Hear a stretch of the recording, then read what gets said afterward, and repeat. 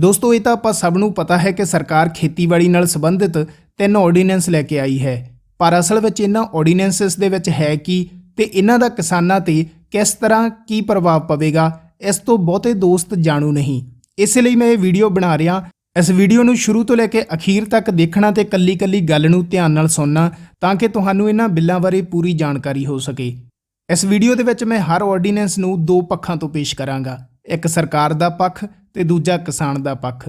ਤਾਂ ਚਲੋ ਫਿਰ ਪਹਿਲੇ ਆਰਡੀਨੈਂਸ ਦੀ ਗੱਲ ਕਰਦੇ ਹਾਂ। ਪਹਿਲਾ ਆਰਡੀਨੈਂਸ ਜਾਨੀ ਕਿ farmers produce trade and commerce promotion and facilitation ordinance 2020। ਇਸ ਆਰਡੀਨੈਂਸ ਦੇ ਵਿੱਚ ਸਰਕਾਰ ਕੀ ਕਹਿੰਦੀ ਹੈ, ਪਹਿਲਾਂ ਇਹ ਸੁਣ ਲਵੋ। ਇਹ ਆਰਡੀਨੈਂਸ ਕਹਿੰਦਾ ਹੈ ਕਿ ਹੁਣ ਕਿਸਾਨ ਇੱਕ ਰਾਜ ਤੋਂ ਦੂਜੇ ਰਾਜ 'ਚ ਜਾ ਕੇ ਆਪਦੀ ਫਸਲ ਵੇਚ ਸਕਦਾ ਹੈ ਤੇ ਪ੍ਰਾਈਵੇਟ ਤੌਰ ਤੇ ਵੀ ਵੇਚ ਸਕਦਾ ਹੈ। ਇਸ ਨਾਲ ਕਿਸਾਨ ਦੀ ਆਮਦਨ ਵਧੇਗੀ। ਹੁਣ ਸੁਣੋ ਇਸ ਤੇ ਕਿਸਾਨ ਦਾ ਪੱਖ ਕੀ ਹੈ। ਸਰਕਾਰ ਇੱਕ ਸਰਵੇ ਕਰਵਾਵੇ ਕਿ ਕਿੰਨੇ ਕਿਸਾਨ ਅਜਿਹੇ ਹਨ ਜੋ 10 ਕਿਲੋਮੀਟਰ ਦੇ ਦਾਇਰੇ ਤੋਂ ਬਾਹਰ ਜਾ ਕੇ ਆਪਣੀ ਫਸਲ ਵੇਚਦੇ ਹਨ। ਜ਼ਿਆਦਾ ਤੋਂ ਜ਼ਿਆਦਾ ਟਾਵੇਂ ਟੱਲੇ ਕਿਸਾਨ 20 ਤੋਂ 30 ਕਿਲੋਮੀਟਰ ਜਾਂਦੇ ਹੋਣਗੇ, ਉਹ ਵੀ ਕਿਸੇ ਖਾਸ ਹਾਲਾਤਾਂ 'ਚ। ਜਦੋਂ ਕਿਸਾਨ 20 ਤੋਂ 30 ਕਿਲੋਮੀਟਰ ਦੂਰ ਤੱਕ ਦੇ ਖਰਚੇ ਹੀ ਨਹੀਂ ਚੁੱਕ ਸਕਦਾ ਤਾਂ ਫਿਰ ਉਹ ਪੰਜਾਬ ਤੋਂ ਯੂਪੀ ਜਾਂ ਮਹਾਰਾਸ਼ਟਰ ਤੱਕ ਫਸਲ ਲੈ ਕੇ ਜਾਣ ਦਾ ਖਰਚਾ ਤੇ ਵੱਡੇ ਟਰਾਲੇ ਕਿੱਥੋਂ ਲਿਆਏਗਾ। ਇਸ ਲਈ ਇਹ ਤਾਂ ਸਾਫ਼ ਹੀ ਦਿਖਾਈ ਦੇ ਰਿਹਾ ਹੈ ਕਿ ਇਸ ਦਾ ਕਿਸੇ ਕਿਸਾਨ ਨੂੰ ਕੋਈ ਫਾਇਦਾ ਨਹੀਂ ਹੋਣ ਲੱਗਾ। ਹਾਂ, ਵੱਡੇ ਕਰੋੜਪਤੀਆਂ ਨੂੰ ਜ਼ਰੂਰ ਹੋਵੇਗਾ, ਕਿਉਂਕਿ ਉਹ ਜ਼ਰੂਰ ਇੱਕ ਰਾਜ ਤੋਂ ਸਸਤੀ ਫਸਲ ਖਰੀਦ ਕੇ ਦੂਜੇ ਰਾਜ ਲਿਜਾ ਮਹਿੰਗੀ ਵੇਚ ਸਕਦੇ ਨੇ। ਅੰਬਾਨੀ ਵਰਗੇ ਜਿਨ੍ਹਾਂ ਨੇ ਹੁਣੇ ਹੀ ਆਨਲਾਈਨ ਗਰੋਸਰੀ ਸਟੋਰ ਪੂਰੇ ਭਾਰਤ 'ਚ ਸ਼ੁਰੂ ਕੀਤਾ ਹੈ, ਉਹਨਾਂ ਨੂੰ ਜ਼ਰੂਰ ਫਾਇਦਾ ਹੋ ਜਾਊ ਇਸ ਬਿੱਲ ਨਾਲ। ਬਾਕੀ ਅਗਰ ਗੱਲ ਕਰੀਏ ਕਿ ਕਿਸਾਨ ਦੀ ਆਮਦਨ ਵਧੇਗੀ ਤਾਂ ਬਿਹਾਰ 'ਚ ਪਹਿਲਾਂ ਹੀ ਮੰਡੀ ਬੋਰਡ ਨੂੰ ਤੋੜ ਦਿੱਤਾ ਗਿਆ ਸੀ। ਉੱਥੇ ਦਾ ਕਿਸਾਨ ਇਸ ਬਿੱਲ 'ਚ ਦੱਸੇ ਤਰੀਕੇ ਨਾਲ ਹੀ ਫਸਲ ਵੇਚ ਰਿਹਾ ਹੈ। ਅਗਰ ਇਹ ਤਰੀਕਾ ਇੰਨਾ ਹੀ ਵਧੀਆ ਹੈ ਤਾਂ ਫਿਰ ਬਿਹਾਰ ਦੇ ਕਿਸਾਨ ਦੀ ਆਮਦਨ ਕਿਉਂ ਨਹੀਂ ਵਧੀ, ਬਿਹਾਰ ਦੇ ਕਿਸਾਨ ਦੀ ਹਾਲਤ ਮਾੜੀ ਕਿਉਂ ਹੋਈ। ਦੋਸਤੋ, ਇਸੇ ਆਰਡੀਨੈਂਸ ਦੇ ਅੰਡਰ ਸਰਕਾਰ ਦਾ ਦੂਜਾ ਪੱਖ ਸੁਣੋ। ਇਹ ਨਵਾਂ ਆਰਡੀਨੈਂਸ ਪਹਿਲਾਂ ਤੋਂ ਲਾਗੂ APMC ਕਾਨੂੰਨ ਦੇ ਰੂਲਾਂ 'ਚ ਬਦਲਾਅ ਕਰਦਾ ਹੋਇਆ ਕਿਸਾਨਾਂ ਨੂੰ ਆਪਣੀ ਫਸਲ ਨੂੰ ਖੁਦ ਕੋਲ ਸਟੋਰ ਕਰਨ ਦੀ ਇਜਾਜ਼ਤ ਦਿੰਦਾ ਹੈ। ਹੁਣ ਇਸੇ ਗੱਲ ਤੇ ਕਿਸਾਨ ਦਾ ਪੱਖ ਸੁਣੋ। ਮੋਦੀ ਸਾਹਿਬ, ਅਸੀਂ ਕੋਈ ਇੱਕ ਕੇਤਲੀ ਚਾਹ ਨਹੀਂ ਬਣਾਉਂਦੇ ਜੋ ਖੁਦ ਕੋਲ ਸਟੋਰ ਕਰ ਲਵਾਂਗੇ। ਕਿਸਾਨ ਆਪਣੀ ਫਸਲ ਨੂੰ ਸਟੋਰ ਕਰ ਹੀ ਨਹੀਂ ਸਕਦਾ, ਕਿਉਂਕਿ ਕਿਸਾਨ ਕੋਲ ਫਸਲ ਨੂੰ ਸਟੋਰ ਕਰਨ ਦਾ ਪ੍ਰਬੰਧ ਹੀ ਨਹੀਂ ਤੇ ਬਿੱਲ 'ਚ ਕਿਤੇ ਵੀ ਅਜਿਹੇ ਕਿਸੇ ਨੁਕਤੇ ਦੀ ਗੱਲ ਨਹੀਂ ਕੀਤੀ ਗਈ ਜਿਸ 'ਚ ਕਿਸਾਨਾਂ ਲਈ ਸਟੋਰ ਬਣਾਉਣ ਦੀ ਗੱਲ ਹੋਵੇ। ਬਾਕੀ ਕਰਜ਼ਿਆਂ 'ਚ ਡੁੱਬੇ ਹੋਏ ਆਮ ਕਿਸਾਨ ਫਸਲ ਨੂੰ ਸਟੋਰ ਕਰ ਵੀ ਕਿੰਨਾ ਕੁ ਸਮਾਂ ਲੈਣਗੇ, ਇਹ ਵੀ ਇੱਕ ਸਵਾਲ ਹੈ। ਹਾਂ, ਫਿਰ ਤੋਂ ਇੱਥੇ ਕਰੋੜਪਤੀਆਂ ਨੂੰ ਜ਼ਰੂਰ ਇਜਾਜ਼ਤ ਮਿਲ ਗਈ ਹੈ ਅਨਾਜ ਨੂੰ ਸਟੋਰ ਕਰਨ ਦੀ, ਜਿਸ ਦਾ ਉਹ ਨਜਾਇਜ਼ ਫਾਇਦਾ ਉਠਾ ਸਕਦੇ ਹਨ। ਇਸੇ ਆਰਡੀਨੈਂਸ ਦੇ ਅੰਡਰ ਸਰਕਾਰ ਦਾ ਤੀਜਾ ਪੱਖ ਸੁਣੋ। ਇਸ ਨਾਲ APMC ਏਰੀਆ ਤੋਂ ਬਾਹਰ ਹੁਣ ਕੋਈ ਟੈਕਸ ਜਾਂ ਸੈਸ ਨਹੀਂ ਲੱਗੇਗਾ। ਕਿਸਾਨ ਦਾ ਪੱਖ ਸੁਣੋ। ਜਦੋਂ ਸਾਡੀ ਇੰਨੀ ਗੁੰਜਾਇਸ਼ ਹੀ ਨਹੀਂ ਕਿ ਅਸੀਂ ਕਿਸੇ ਦੂਜੇ ਏਰੀਏ 'ਚ ਫਸਲ ਲਿਜਾ ਸਕੀਏ, ਫਿਰ ਸਾਨੂੰ ਇਹਨਾਂ ਟੈਕਸਾਂ ਤੋਂ ਛੋਟ ਦਾ ਫਾਇਦਾ ਹੀ ਕੀ। ਮੌਜੂਦਾ ਸਮੇਂ ਵਿੱਚ ਕਿਸਾਨ ਨੂੰ ਕੋਈ ਟੈਕਸ ਨਹੀਂ ਲੱਗਦਾ, ਸਿਰਫ ਮੰਡੀ 'ਚ ਥੋੜੀ ਲੇਬਰ ਫੀਸ ਲੱਗਦੀ ਹੈ, ਜਿਸ ਤੋਂ ਕਿਸਾਨ ਕਦੇ ਭੱਜਦਾ ਹੀ ਨਹੀਂ। ਹਾਂ, ਫਿਰ ਤੋਂ ਕਰੋੜਪਤੀ ਯਾਰਾਂ ਨੂੰ ਜ਼ਰੂਰ ਵੱਡੀ ਟੈਕਸ ਦੀ ਰਕਮ ਤੋਂ ਛੁਟਕਾਰਾ ਮਿਲ ਜਾਵੇਗਾ। ਦੋਸਤੋ, ਹੁਣ ਆਪਾਂ ਗੱਲ ਕਰਦੇ ਹਾਂ ਦੂਜੇ ਆਰਡੀਨੈਂਸ ਦੀ, ਜਿਸ ਦਾ ਨਾਮ ਹੈ ਫਾਰਮਰਸ ਐਗਰੀਮੈਂਟ ਆਰਡੀਨੈਂਸ 2020। ਸਰਕਾਰੀ ਪੱਖ।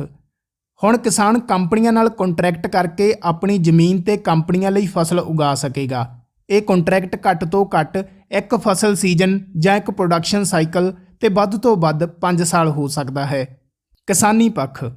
ਜਦੋਂ ਕੋਈ ਕੰਪਨੀ ਕਿਸੇ ਕਿਸਾਨ ਨਾਲ ਕੰਟਰੈਕਟ ਕਰਦੀ ਹੈ ਤਾਂ ਉਹ ਬੀਜ, ਰੇਹ, ਸਪਰੇਅ ਸਭ ਖੁਦ ਮੁਹੱਈਆ ਕਰਵਾਉਂਦੀ ਹੈ, ਜਿਸ ਨਾਲ ਲੰਬੇ ਸਮੇਂ ਦੌਰਾਨ ਕਿਸਾਨ ਆਪਣੀ ਜ਼ਮੀਨ ਦੀ ਉਪਜਾਊ ਸ਼ਕਤੀ ਗਵਾ ਸਕਦਾ ਹੈ, ਜੋ ਪਹਿਲਾਂ ਹੀ ਘਟ ਰਹੀ ਹੈ, ਕਿਉਂਕਿ ਰੇਹ, ਸਪਰੇਅ ਤੇ ਕਾਸ਼ਤ ਸਭ ਕੰਪਨੀਆਂ ਦੀ ਮਰਜ਼ੀ ਨਾਲ ਹੋਵੇਗਾ।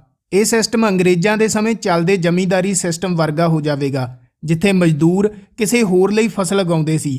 ਇਸ ਨਾਲ ਕਿਸਾਨ ਦੀ ਅਸਲ ਮਾਲਕੀਅਤ ਨਾ ਵਰਗੀ ਹੋਵੇਗੀ।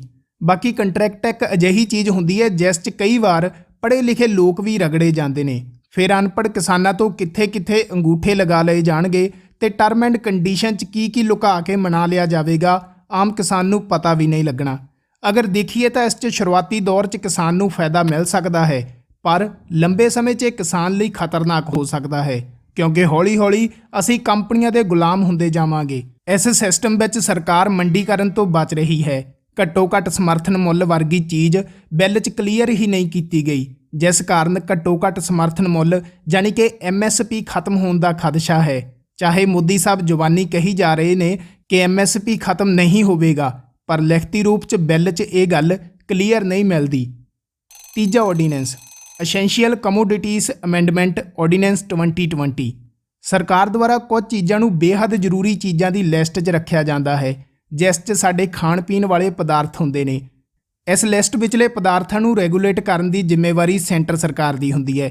ਹੁਣ ਸਰਕਾਰ ਨੇ ਇਹਨਾਂ ਬੇਹੱਦ ਜ਼ਰੂਰੀ ਖਾਣ ਪਦਾਰਥਾਂ ਦੀ ਲਿਸਟ 'ਚੋਂ ਕਈ ਜ਼ਰੂਰੀ ਖਾਣ ਪਦਾਰਥ ਬਾਹਰ ਕਰ ਦਿੱਤੇ ਨੇ ਤੇ ਸਰਕਾਰ ਇਹਨਾਂ ਨੂੰ ਰੈਗੂਲੇਟ ਸਿਰਫ ਉਹਨਾਂ ਹਾਲਾਤਾਂ 'ਚ ਹੀ ਕਰੇਗੀ ਜਦੋਂ ਜਾਂ ਤਾਂ ਜੰਗ ਲੱਗੀ ਹੋਵੇ ਜਾਂ ਭੁੱਖਮਰੀ ਫੈਲੀ ਹੋਵੇ। ਇਹਨਾਂ ਖਾਣ ਪਦਾਰਥਾਂ ਨੂੰ ਸਟਾਕ ਕਰਨ ਤੇ ਕੋਈ ਹੱਦ ਸਰਕਾਰ ਸਿਰਫ ਉਸ ਵਕਤ ਸੈੱਟ ਕਰੇਗੀ ਜਦੋਂ ਮਹਿੰਗਾਈ ਬਹੁਤ ਜ਼ਿਆਦਾ ਵੱਧ ਜਾਵੇਗੀ। ਹੁਣ ਸੁਣੋ ਇਸ ਸਰਕਾਰੀ ਪੱਖ ਤੇ ਕਿਸਾਨ ਤੇ ਆਮ ਆਦਮੀ ਦਾ ਕੀ ਕਹਿਣਾ ਹੈ। ਸਭ ਤੋਂ ਪਹਿਲਾਂ ਸਰਕਾਰ ਇਹ ਕਲੀਅਰ ਕਰੇ ਕਿ ਮਹਿੰਗਾਈ ਦੀ ਪਰਿਭਾਸ਼ਾ ਸਰਕਾਰ ਦੀ ਨਜ਼ਰ 'ਚ ਕੀ ਹੈ। ਸਰਕਾਰ ਕਿਸ ਰੇਟ ਨੂੰ ਮਹਿੰਗਾਈ ਦੀ ਹੱਦ ਤੋਂ ਪਾਰ ਸਮਝੇਗੀ। ਅੱਜ ਦੇ ਸਮੇਂ ਜੋ ਮਹਿੰਗਾਈ ਹੈ, ਸਰਕਾਰ ਉਸ ਨੂੰ ਕਿੰਨਾ ਕੁ ਗੰਭੀਰ ਲੈ ਰਹੀ ਹੈ। ਕੀ ਪੈਟਰੋਲ ਡੀਜ਼ਲ ਦਾ ਅੱਜ ਦਾ ਰੇਟ ਮਹਿੰਗਾਈ ਦੀ ਹੱਦ ਨੂੰ ਪਾਰ ਨਹੀਂ ਕਰ ਰਿਹਾ? ਅੱਜ ਦੇ ਸਮੇਂ ਵਧੀ ਹੋਈ ਮਹਿੰਗਾਈ ਦੇ ਲਈ ਸਰਕਾਰ ਨੇ ਕੀ ਕਰ ਲਿਆ ਜੋ ਅਸੀਂ ਉਮੀਦ ਕਰੀਏ ਤੇ ਯਕੀਨ ਕਰੀਏ ਕਿ ਸਰਕਾਰ ਸਾਡੇ ਖਾਣ ਪੀਣ ਵਾਲੀਆਂ ਚੀਜ਼ਾਂ ਦੀ ਮਹਿੰਗਾਈ ਦੇ ਲਈ ਗੰਭੀਰ ਹੋਵੇਗੀ। ਜਦੋਂ ਤੁਸੀਂ ਖਾਣ ਪੀਣ ਵਾਲੀਆਂ ਚੀਜ਼ਾਂ ਨੂੰ ਆਮ ਹਾਲਾਤਾਂ 'ਚ ਵਪਾਰੀਆਂ ਨੂੰ ਸਟਾਕ ਕਰਨ ਦੀ ਇਜਾਜ਼ਤ ਦੇਵੋਗੇ ਤਾਂ ਮਹਿੰਗਾਈ ਤਾਂ ਆਪੇ ਹੀ ਵਧੇਗੀ, ਕਿਉਂਕਿ ਮਹਿੰਗਾਈ ਡਿਮਾਂਡ ਸਪਲਾਈ ਤੇ ਨਿਰਭਰ ਕਰਦੀ ਹੈ। ਜਦੋਂ ਗੰਢੇ ਸਟੋਰਾਂ 'ਚ ਵਪਾਰੀ ਸਟਾਕ ਕਰਕੇ ਰੱਖ ਲੈਣਗੇ ਤੇ ਸਪਲਾਈ ਰੁਕ ਜਾਵੇਗੀ ਤਾਂ ਮਹਿੰਗਾਈ ਹੋਣਾ ਤਾਂ ਆਮ ਜਿਹੀ ਗੱਲ ਹੈ, ਕਿਉਂਕਿ ਡਿਮਾਂਡ ਤਾਂ ਉੱਥੇ ਹੀ ਖੜੀ ਹੈ। ਇਸ ਤਰ੍ਹਾਂ ਇਹ ਆਰਡੀਨੈਂਸ ਸਿਰਫ ਕਿਸਾਨ ਤੇ ਹੀ ਨਹੀਂ, ਆਮ ਆਦਮੀ ਤੇ ਵੀ ਭਾਰੀ ਪਵੇਗਾ। ਦੋਸਤੋ, ਅਗਰ ਆਪਾਂ ਪੂਰੀ ਗੱਲਬਾਤ ਦਾ ਅਖੀਰ ਤੇ ਨਿਚੋੜ ਕੱਢੀਏ ਤਾਂ ਨਿਚੋੜ ਇਹੀ ਨਿਕਲਦਾ ਹੈ, ਇਹ ਬਿੱਲ ਕਿਸਾਨ ਪੱਖੀ ਇਸ ਲਈ ਨਹੀਂ ਕਿਉਂਕਿ ਇੱਥੇ ਕਿਸਾਨਾਂ ਦਾ ਨਾਮ ਵਰਤ ਕੇ ਫਾਇਦਾ ਕਰੋੜਪਤੀਆਂ ਨੂੰ ਦਿੱਤਾ ਜਾ ਰਿਹਾ ਏ। ਜਦੋਂ ਸਰਕਾਰ ਫਸਲ ਖਰੀਦ ਤੇ ਵੇਚ 'ਚੋਂ ਖੁਦ ਨੂੰ ਬਾਹਰ ਕਰ ਲਵੇਗੀ ਤਾਂ ਵਪਾਰੀ ਵਰਗ ਦੇ ਹੱਥਾਂ 'ਚ ਤਾਕਤ ਸੌਂਪ ਦੇਵੇਗੀ ਤਾਂ ਮਹਿੰਗਾਈ ਵਧਣਾ ਲਾਜ਼ਮੀ ਹੈ, ਕਿਉਂਕਿ ਵਪਾਰੀ ਵਰਗ ਜਨਤਾ ਦੀ ਭਲਾਈ ਲਈ ਨਹੀਂ, ਖੁਦ ਦੇ ਮੁਨਾਫੇ ਲਈ ਕੰਮ ਕਰਦਾ ਹੈ। ਸਰਕਾਰ ਖੁਦ ਦੇ ਕੰਮ ਤੋਂ ਟਲ ਰਹੀ ਹੈ ਤੇ ਘੁੰਮ ਫਿਰ ਕੇ ਮੰਡੀ ਸਿਸਟਮ ਦੇ ਉੱਤੇ ਹਮਲਾ ਕਰ ਰਹੀ ਹੈ। ਦੋਸਤੋ, ਉਮੀਦ ਕਰਦਾ ਇਸ ਬਿੱਲ ਦੇ ਨਾਲ ਤੁਹਾਡੇ ਸਾਰੇ ਸ਼ੰਕੇ ਦੂਰ ਹੋ ਗਏ ਹੋਣਗੇ ਤੇ ਇਹ ਬਿੱਲ ਅਸਲ ਵਿੱਚ ਹੈ ਕੀ ਤੇ ਇਸ ਦਾ ਵਿਰੋਧ ਕਿਉਂ ਹੋ ਰਿਹਾ ਤੁਹਾਨੂੰ ਪਤਾ ਲੱਗ ਗਿਆ ਹੋਊਗਾ। ਅਗਰ ਤੁਹਾਨੂੰ ਇਹ ਕੋਸ਼ਿਸ਼ ਵਧੀਆ ਲੱਗੀ ਆ ਤਾਂ ਵੀਡੀਓ ਨੂੰ ਲਾਈਕ ਜ਼ਰੂਰ ਕਰ ਦਿਓ ਤੇ ਆਪਣੇ ਵਿਚਾਰਾਂ ਨੂੰ ਕਮੈਂਟ ਸੈਕਸ਼ਨ 'ਚ ਕਮੈਂਟ ਜ਼ਰੂਰ ਕਰਿਓ। ਅਗਰ ਤੁਸੀਂ ਇਸ ਕੋਸ਼ਿਸ਼ ਦੇ ਲਈ ਮੇਰੀ ਹੌਸਲਾ ਅਫਜ਼ਾਈ ਕਰਨਾ ਚਾਹੁੰਦੇ ਹੋ ਤਾਂ ਚੈਨਲ ਨੂੰ ਸਬਸਕ੍ਰਾਈਬ ਕਰ ਸਕਦੇ ਹੋ ਤਾਂ ਕਿ ਮੈਂ ਇਸ ਤਰ੍ਹਾਂ ਦੀਆਂ ਹੋਰ ਵੀਡੀਓ ਬਣਾਉਣ ਲਈ ਮੋਟੀਵੇਟ ਹੋ ਸਕਾਂ। ਧੰਨਵਾਦ ਦੋਸਤੋ, ਬਹੁਤ ਜਲਦ ਫਿਰ ਮਿਲਾਂਗਾ ਕਿਸੇ ਨਵੀਂ ਵੀਡੀਓ ਦੇ ਨਾਲ। ਤਦ ਤੱਕ ਲਈ ਅਲਵਿਦਾ, ਸਤਿ ਸ਼੍ਰੀ ਅਕਾਲ।